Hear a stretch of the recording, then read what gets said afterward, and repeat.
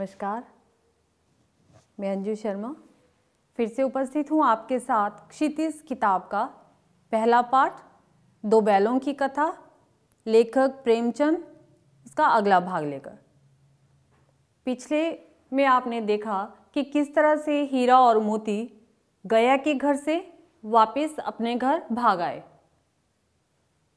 जब वो घर पे पहुँचे, कैसे उनकी मालकिन ने उन्हें खाने के लिए कुछ नहीं दिया, लेकिन जो बाकी आसपास के जो लोग थे सभी उनकी प्रशंसा कर रहे थे। क्यों? क्योंकि वो सीधे वहाँ से भागकर झूरी के घर पर पहुँच गए थे। कोई उन्हें गुड़ खिला रहा था, कोई उन्हें चारा डाल रहा था।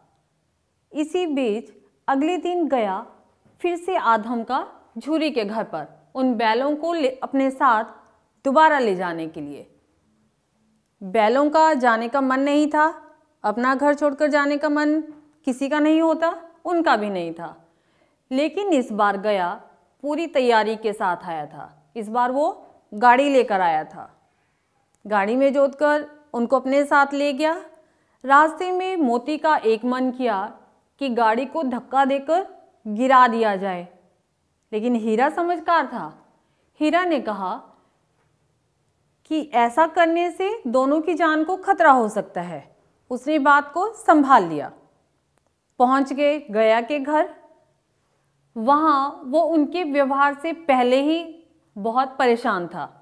पिछले दिन भी दोनों ने बहुत तंग किया और आज भी दोनों ने उसे बहुत तंग किया।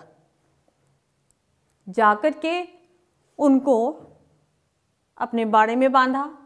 खाने के लिए फिर से वही रूखा सूखा भूसा। पूरा दिन गया उनसे काम लेता और शाम को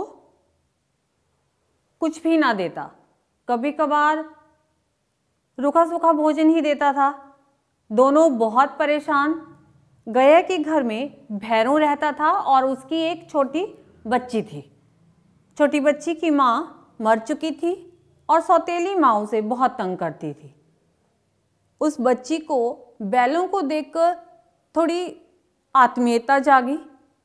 वो उनसे प्रेम करती थी, उनके साथ वो समय कुछ बिताना चाहती थी।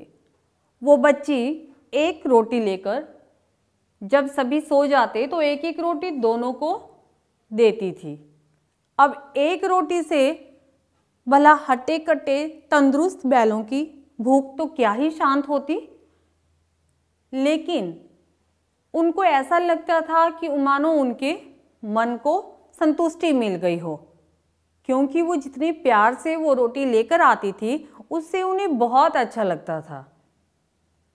मोती बहुत गुस्से में आ जाता कभी कभी उस लड़की की दुर्दशा देखकर भी, क्योंकि सौतेली माँ उसे बहुत मारती पीटती, पूरा दिन काम करवाती, तो उसे बहुत गुस्सा आता था। एक दिन बैठा बैठा वो सोचता है कि हीरा, मेरा मन करता है या इसके मालिक को मार दिया जाए। अब हीरा बोल रहे कि अगर मालिक को मार देगा तो बच्ची तो अनाथ हो जाएगी, क्योंकि माँ तो पहले ही नहीं है, सौतेली है। अब मोती सोचता है कि क्यों ना मैं इसकी माँ को ही मार दूं।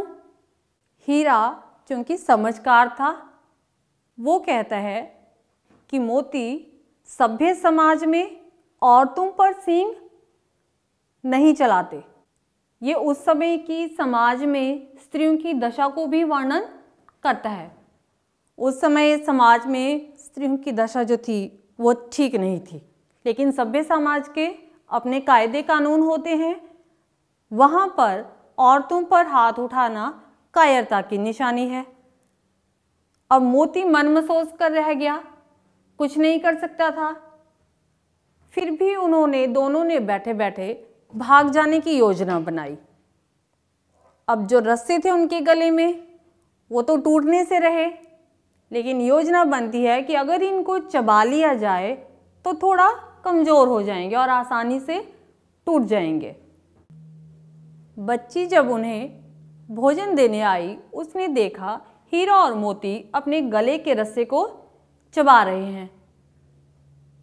उसे उन पर दया आ गई और उसने वो रस्सा खोल दिया, दोनों को भगा दिया।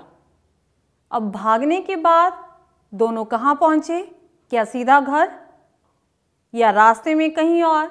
इसके लिए देखते हैं हमारी अगली वीडियो। तब तक के लिए नमस्कार।